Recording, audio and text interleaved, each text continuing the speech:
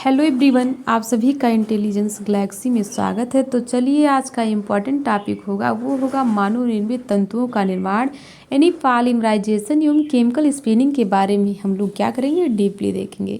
कल की वीडियो में हम लोगों ने क्या देखा था, रेशम के प्रकार एवं रेशम की विशेषताओं के बारे में डीपली हम लोगों ने देखा था। आज का जो टॉपिक होगा वो मानव निर्मित तंतुओं का निर्माण किन किन प्रक्रियाओं से होता है, यानी कि पॉलीमराइजेशन से और केमिकल स्पिनिंग से होता है। तो हम लोग क्या देखेंगे आज, पॉलीमराइजेशन एवं केमिकल स्पिनिंग देखेंगे। देखिए, जैसा कि पता है कि जितने भी मानव निर्मित तंतु बनते हैं वो नायलॉन जैसे हो गया, एक्रिलिक हो गया, पॉलिएस्टर हो गया, इन सब के निर्माण को समझने के लिए सबसे पहले क्या समझते हैं, उन निर्माण की आधारभूत जो प्रक्रिया होती है उसको समझना अति आवश्यक होता है। यानी मानव निर्मित तंतुओं को पॉलीमराइजेशन एवं केमिकल स्पिनिंग की प्रक्रिया के द्वारा बनाया जाता है। इसीलिए हम पहले क्या देखेंगे, पॉलीमराइजेशन क्या होता है, केमिकल स्पिनिंग क्या होता है, इनके बारे में हम क्या करेंगे, देखेंगे। बात की जाए तो पॉलीमर जो होता है ग्रीक शब्दों से, यानी कि पाली का अर्थ होगा कई और मर्स मीन्स होता है इकाई या भाग, यानी कि पॉलीमर्स का अर्थ हो गया कई इकाइयों से बना हुआ भाग। ठीक है, अब बात की जाए कि पॉलीमर्स किस भाषा का शब्द है, तो ग्रीक भाषा का शब्द है। अब देखिए, जो माइक्रो मॉलिक्यूल्स होते हैं या जिसको हम पॉलीमर के नाम से जानते हैं, ये मानव शरीर में पाए जाते हैं, जानवरों में, पौधों में, खनिजों में आदि उत्पादों में पाए जाते हैं और कई पदार्थों में जैसे हीरा हो गया, क्वार्ट्ज हो गया, कांच हो गया, नायलॉन हो गया, प्लास्टिक हो गया, इनमें भी क्या होते हैं, पॉलीमर पाए जाते हैं। फिर बात करेंगे सरल शब्दों में पॉलीमर की परिभाषा के बारे में जानेंगे कि वह जो कई इकाइयों से बना हुआ होता है। पॉलीमराइजेशन वह रासायनिक प्रक्रिया है जिसमें मोनोमर से उच्च आणविक भार अर्थात पॉलीमर बनता है। अतः पॉलीमराइजेशन की रासायनिक प्रक्रिया में मोनोमर अणु प्रतिक्रिया करके क्या करते हैं, पॉलीमर श्रृंखलाएं बनाते हैं। इसी शब्दों में या अन्य शब्दों में हम कह सकते हैं कि पॉलीमर एक बड़ा अणु होता है जो छोटी संरचनात्मक इकाइयों के दोहराव से क्या करता है, बनता है। हम बात करें जितने भी मानव निर्मित तंतु होते हैं वह सभी पॉलीमराइजेशन की प्रक्रिया के द्वारा ही बनाए जाते हैं। जैसे आपका रेयान हो गया, नायलॉन हो गया, पॉलिएस्टर हो गया आदि। ठीक है, तो ये आपका क्या था, पॉलीमराइजेशन। पॉली का अर्थ होगा कई और मर्स मीन्स होता है भाग, यानी कई इकाइयों या कई भागों से बना हुआ कौन, पॉलीमराइजेशन। अब हम लोग बात करेंगे किसके बारे में, केमिकल स्पिनिंग के बारे में। केमिकल स्पिनिंग होता है क्या, पॉलीमराइजेशन को हम लोगों ने देखा, अब हम लोग देखेंगे केमिकल स्पिनिंग। देखिए, केमिकल स्पिनिंग क्या होता है, जितने भी मानव निर्मित तंतुओं को बनाने के लिए सबसे पहले क्या किया जाता है, कच्चे माल के रूप में जिन भी पदार्थों का प्रयोग किया जाता है वो पदार्थ आपके कौन कौन से हैं, जैसे सेलुलोज हो गया, प्रोटीन या फिर विभिन्न प्रकार के रसायन, उनको क्या किया जाता है, आपस में अभिक्रिया करा करके उनका पॉलीमर बनाया जाता है।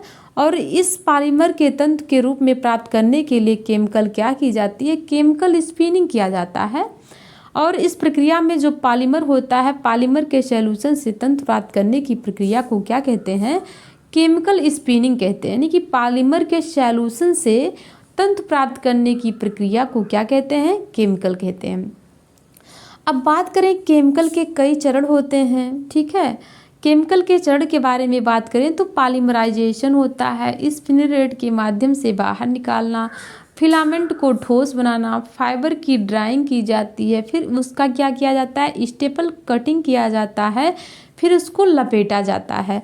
अब एक एक के बारे में हम लोग क्या करेंगे, डीपली देखेंगे। देखिए, पॉलीमराइजेशन जो होता है एक रासायनिक प्रक्रिया है जिसमें मोनोमर्स के द्वारा पॉलीमर का निर्माण किया जाता है। और किसी भी पॉलीमर को बनाने के लिए जो सबसे छोटी इकाई होती है उसे हम क्या कहते हैं, मोनोमर कहते हैं। पॉलीमराइजेशन के लिए मोनोमर पदार्थों को पॉलीमराइजेशन यूनिट में रखा जाता है और जहाँ पर ये अभिक्रिया करके एक लंबी श्रृंखला बनाते हैं जिसे हम क्या कहते हैं, पॉलीमर कहते हैं। जब इच्छित लंबाई की श्रृंखला प्राप्त हो जाती है तब प्रक्रिया जो होता है, पॉलीमराइजेशन की प्रक्रिया शुरू कर दी जाती है। तो उस प्रक्रिया को हम क्या कहते हैं, पॉलीमराइजेशन कहते हैं। दूसरा जो पॉइंट होगा वो होगा स्पिनिट रेट के माध्यम से बाहर निकालना, यानी कि इच्छित जो पॉलीमर बन जाने के बाद उसे पॉलीमर घोल में तैयार किया जाता है और उसे छन्नी के माध्यम से आसानी से क्या किया जाता है, निकाल लिया जाता है। जितने भी थर्मोप्लास्टिक पॉलीमर होते हैं उन्हें पिघला करके घोल बना लिया जाता है। ऐसी प्रक्रिया को क्या कहा जाता है? स्पिनरिट के माध्यम से बाहर निकालना। अगला है फिलामेंट को ठोस बनाना, यानी कि जैसे ही पॉलीमर स्पिनरिट में से बाहर आते हैं उन्हें ठोस करना अति आवश्यक होता है, नहीं तो वो क्या करेंगे, एक दूसरे से तुरंत चिपक जाएंगे और अपने आकार को क्या करेंगे, खो देंगे। इस फिलामेंट के स्पिनरिट से बाहर आते ही या तो उसे सॉल्वेंट से गुजार करके या तो उसे ठंडी हवा में क्या कर लिया जाता है, ठोस कर लिया जाता है। इसी प्रक्रिया को क्या कहा जाता है? फिलामेंट को ठोस बनाना। अगला है जो पॉइंट वो है फिलामेंट की ड्राइंग। फिलामेंट की ड्राइंग की बात की जाए तो स्पिनरिट में से निकालने के पश्चात फिलामेंट कैसा हो जाता है? मोटा हो जाता है और उसकी जो सतह होती है वो समतल नहीं होती है। इसीलिए फिलामेंट को अधिक चमकदार, मजबूत, एक समान बनाने के लिए उन्हें कई रोलरों से क्या किया जाता है? खींचा जाता है। इसी प्रक्रिया को क्या कहा जाता है? ड्राइंग कहा जाता है। फिलामेंट की ड्राइंग कहा जाता है। अगला जो पॉइंट आपका है वो है स्टेपल कटिंग, यानी कभी कभी क्या होते हैं, जो फिलामेंट फाइबर को स्टेपल लेंथ में काट दिया जाता है। यह एक वैकल्पिक चरण है जब ब्लेंडिंग की प्रक्रिया में मानव निर्मित तंतुओं को, यानी कि फिलामेंट को प्राकृतिक तंतुओं के साथ मिलाना होता है। तब उन्हें क्या किया जाता है? जितना प्राकृतिक तंतु की जितनी लंबाई में काटा जाएगा उतना वो क्या करेगा, प्राकृतिक और जो होते हैं कृत्रिम तंतुओं को आपस में मिलाने के लिए स्टेपल कटिंग करते हैं, यानी कि छोटे छोटे टुकड़ों में उसे काट लेते हैं। अगला जो पॉइंट होगा वो होगा आपका लपेटना। लपेटना यानी कि वाइंडिंग, जिस एक ऐसी प्रक्रिया होती है, किसके बाद होती है, यानी ड्राइंग के बाद होती है लपेटना। वाइंडिंग करने के लिए फिलामेंट तंतुओं को बड़े बड़े रोल में पैकेज में लपेट दिया जाता है और इसके लिए हाई स्पीड वाइंडिंग मशीन का प्रयोग किया जाता है और इसी प्रक्रिया को क्या कहते हैं? लपेटना। ठीक है, अब हम बात करेंगे, ये तो पॉलीमराइजेशन था। अब हम लोग बात करेंगे केमिकल स्पिनिंग के चरण के बारे में बात किए। अब बात करेंगे किसके बारे में? केमिकल स्पिनिंग के प्रकार के बारे में बात करेंगे। यानी केमिकल स्पिनिंग की बात की जाए तो ये 3 प्रकार का होता है: मेल्ट स्पिनिंग, वेट स्पिनिंग और ड्राई स्पिनिंग। मेल्ट स्पिनिंग की बात की जाए तो मेल्ट स्पिनिंग ऐसे पॉलीमर्स के लिए इस्तेमाल की जाती है जो कि थर्मोप्लास्टिक होते हैं, और थर्मोप्लास्टिक वह पॉलीमर्स होता है जो अधिक ताप में पिघल जाते हैं और ठंडे होने पर जिस आकार में उन्हें ढाला जाता है उसी आकार को ढल लेते हैं, नहीं उसी आकार को धारण कर लेते हैं। उसी को हम क्या कहते हैं? Melt spinning. मेल्ट मीन्स होता है क्या? पिघला करके। ठीक है, अगला जो है वो है वेट स्पिनिंग। वेट स्पिनिंग को देखा जाए तो वेट स्पिनिंग में क्या होगा?